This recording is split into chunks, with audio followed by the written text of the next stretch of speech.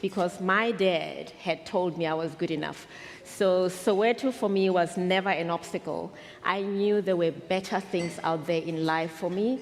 I had to work hard to achieve them, and they supported me in my journey. I think supporting entrepreneurs through either funding or connecting them with people that can assist them to help them scale is one area where we as philanthropists come in very handy. The biggest thing we can do to advance the girl, children and women is education.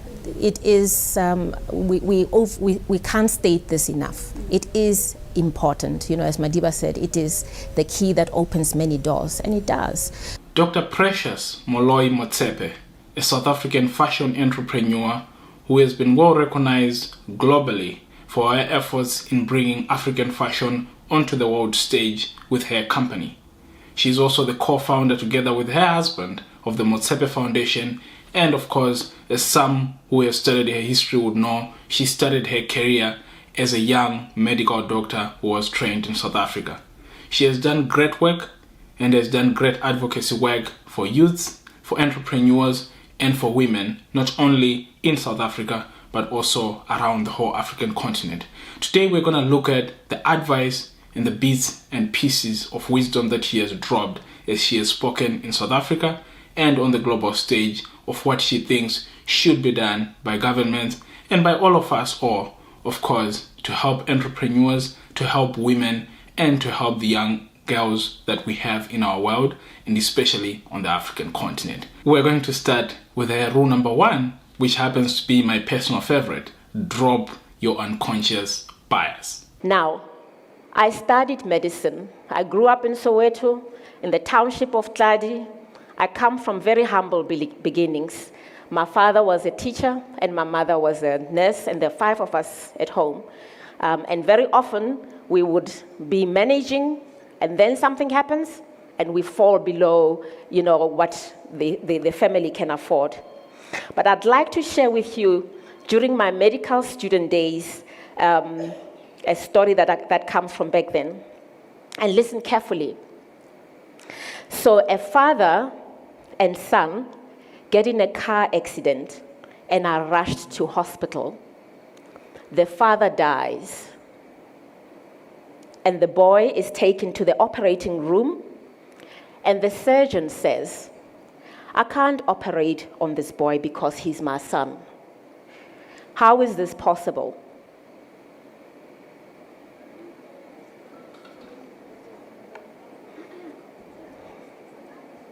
Anybody?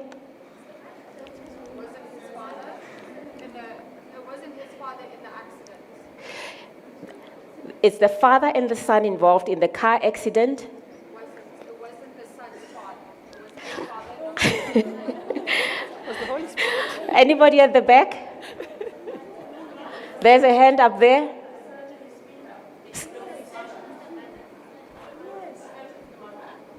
Anybody else? Mm-hmm. Yes! I'm so excited because I asked my husband, Patrice, I asked my 3 boys, I asked 2 men who work with me, and I said, and they all said to me, it's not possible. I mean, unless it's maybe the father is part of the extended family and he's an uncle and he's also, and I'm like, hey, how about what you said? I'm so proud to be amongst people of such high intellect.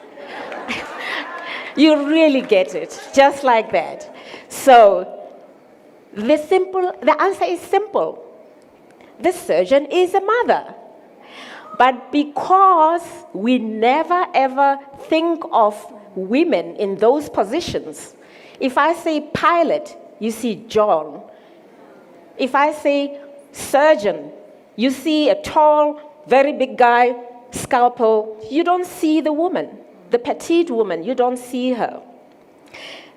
It's actually 40 to 75% of people who can't solve this riddle because of unconscious bias, okay?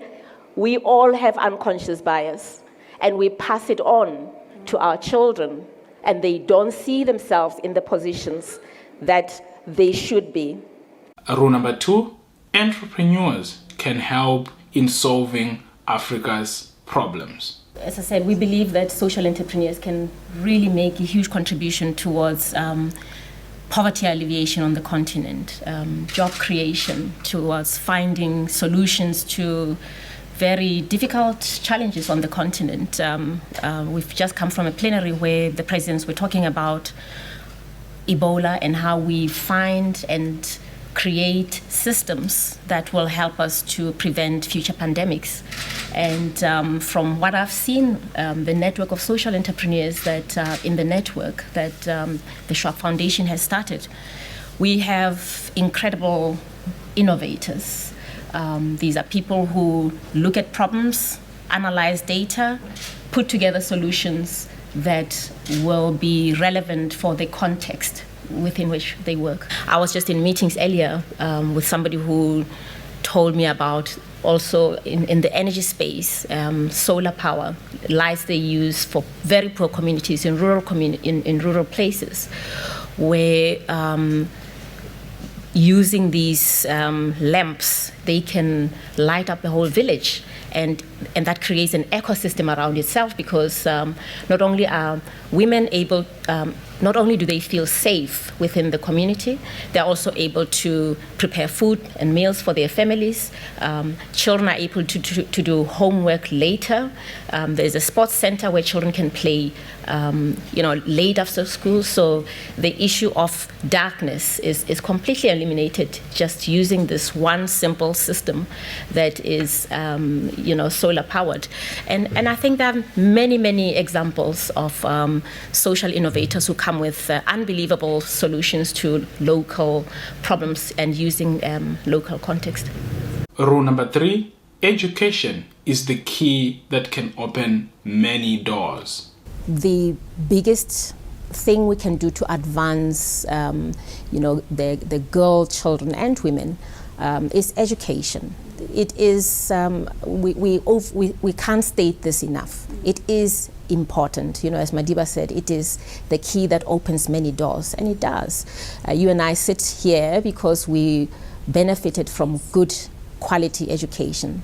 So for me, education is important, and that is why the Motsepe Foundation focuses on taking young boys and girls to university to study in the STEM fields.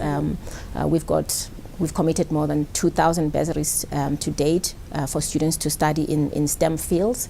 And I consciously make sure that 50% of those are girls. Yeah. Currently, we're running at about 42%, but we're driving ourselves to ensure that 50% and above are girls. Why is this important? I think for young girls and women, if they are to advance, particularly in the workplace, we need to be looking at sectors where they can excel. For me, the science and technology sectors are the sectors that have been shown in business to be growing. So these are sectors that will offer secure employment for young, for our youth, of course, but particularly for young women, because technology doesn't. You don't need any muscle power. Now all of a sudden it's about your brain, your creativity. That's what you bring to the workplace. Rule number 4: African governments must focus their resources on empowering women. For me, and coming from the African continent, it is about the empowerment of women.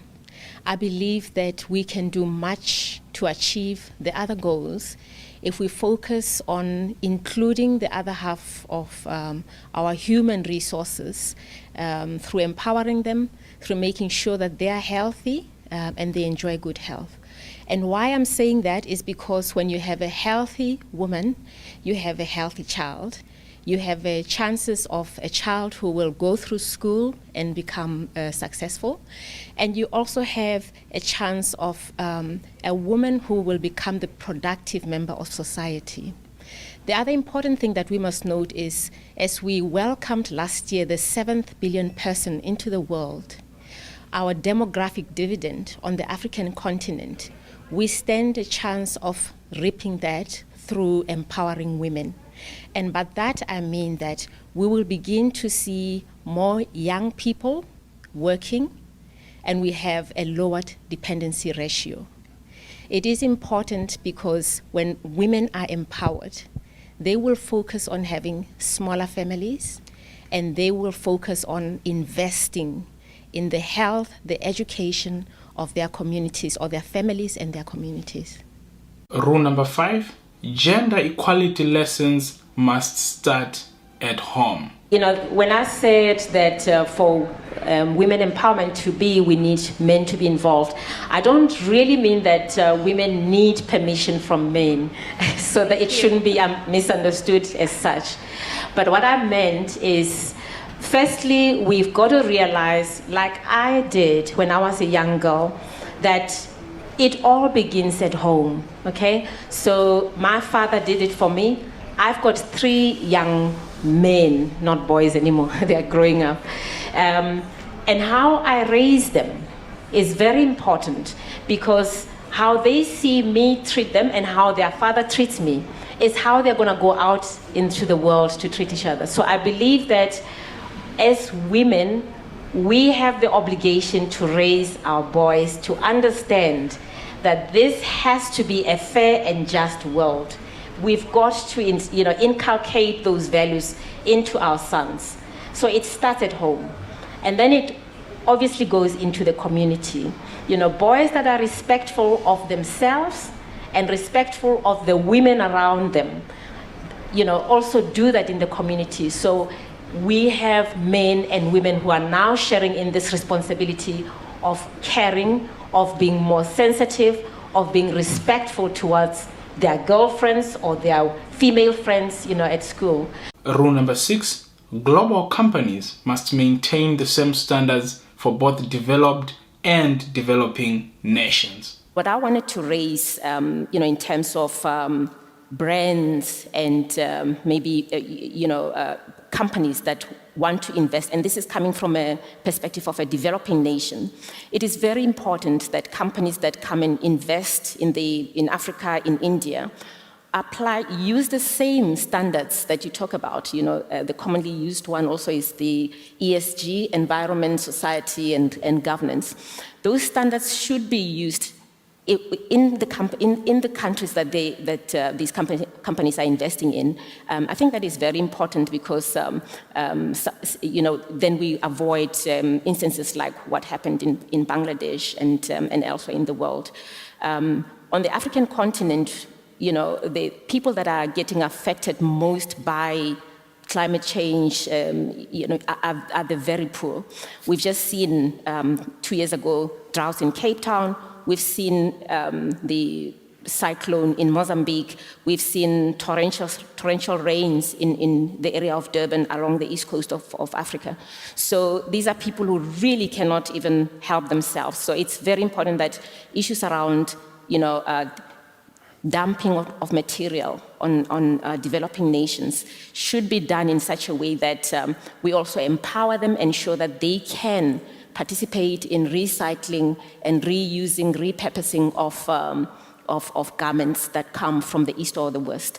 I think that's very important in this whole debate also. Rule number 7, African entrepreneurs need not only venture capital, but also networking and connections. We have realized that for Africa to really leapfrog and have sustainable development, technology is going to play a very, very important role. What we do at the foundation has been in supporting entrepreneurs, particularly around, I think it's been said about, the lack of access to finance. So we do assist with finance for entrepreneurs. But the big part of what we do has been, we support a social entrepreneurship program in partnership with the Schwab Foundation of the World Economic Forum. And we provide these entrepreneurs, again, very much like MIT, with opportunities to meet with people that can help them scale. We have a an executive education program that these entrepreneurs also get to go through and learn more about how to run their businesses, how to scale their businesses, and very importantly, learn about themselves and what they actually ultimately want out of the work that they do. And that is on the social entrepreneurship side. Some of our social entrepreneurs have done truly amazing programs. We have, for instance, in Rwanda, social entrepreneurs who have used drone technology to transport blood samples and medication to areas in Rwanda, in rural, remote areas that are not easily accessed, through roads. In South Africa, we have a social entrepreneur who has used vinegar, household vinegar, to test women who might have cervical cancer. It's such a very simple and very easily used method. It does not require somebody who's trained as a doctor. It can be done by a nurse. But it is so life-saving because we're able to pick up cancer from in the cervix before it becomes cancerous.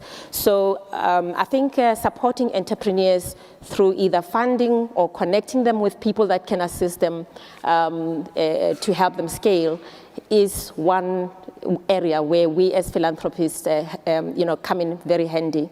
Rule number 8, African women, and of course women worldwide, must embrace STEM and be able to participate in designing their own products. It is said that 80% of jobs available for years to come will require math and science skills. And this is important for our departments of education to really understand the importance of science and math skills for our kids. And currently, in artificial intelligence area, there's only 20% of women that are involved. And globally, women control 80% of consumption. Meeting these demands from these women is becoming the norm. Now, this presents, for all of you and for young girls who are coming up in the STEM fields, a huge opportunity. We cannot afford to have products developed for women without an input from women. So whatever industry that you are in, learn how technology, science, math can help you tap into this huge female market. So science is everywhere around us. If you look in your bag, there is science in there.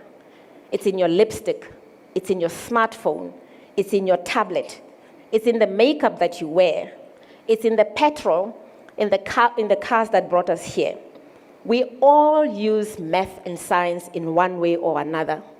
And if you're not sure about that, just wait for payday and you will be using math one way or another. Okay. And if you love the arts, like I do now, fashion, then a degree in STEM helps you get a better job within the arts field. For the media, I believe there's a journalist who wrote an angry article about her job because her job was compromised because her phone was not really designed for her small hands. Now, this is a question of design and practicality, okay? Now, she was documenting a peaceful protest in Turkey where people were tear-gassed. And she tried to take a video. She fell on the ground and she was trying to take a video. But something that she had seen countless of her male colleagues do with their larger hands, phone in one hand, taking a video, she couldn't do.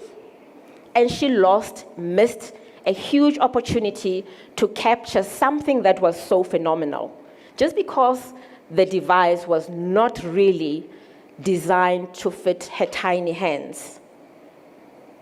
Rule number 9, work hard and you can achieve anything.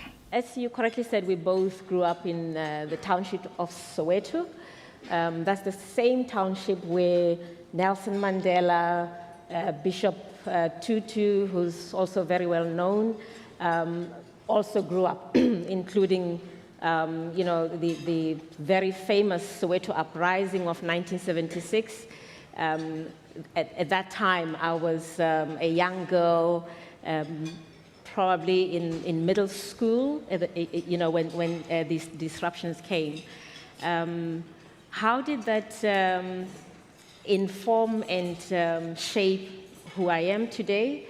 I think from very early on, I realized, well, firstly, my parents were a big influence in my life. We grew up in a very God-fearing family. We went, Patrice will tell you the same, we went to Christian schools. We were in a Catholic church. We had very strong family faith values. And education for my parents was the one asset that they could give to us to help us get on with life. And I always tell my children, we have 3 sons, I always say to them, my dad believed so much in me, and that is the other big asset that he gave me. You know, he used to tell his siblings, this is my daughter, you ain't seen nothing yet. You know, he was so proud of me. And that instilled... He was quite right. Well, that instilled a sense of self-confidence that nobody else, nobody in this world could tell me otherwise, because my dad had told me I was good enough. So Soweto for me was never an obstacle. I knew there were better things out there in life for me. I had to work hard to achieve them, and they supported me in my journey. Rule number 10, African companies will benefit from exploring diaspora markets. You know, if you look at places like New York, where there is a diaspora, there's a lot of Africans who want to see great things coming from the continent. So New York is fantastic for us.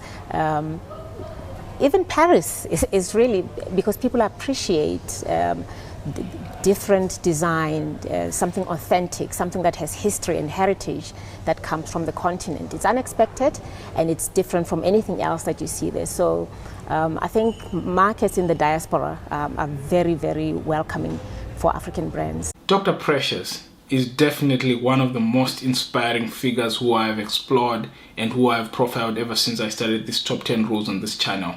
Do let me know what you think of her advice and of her wisdom in the comments below.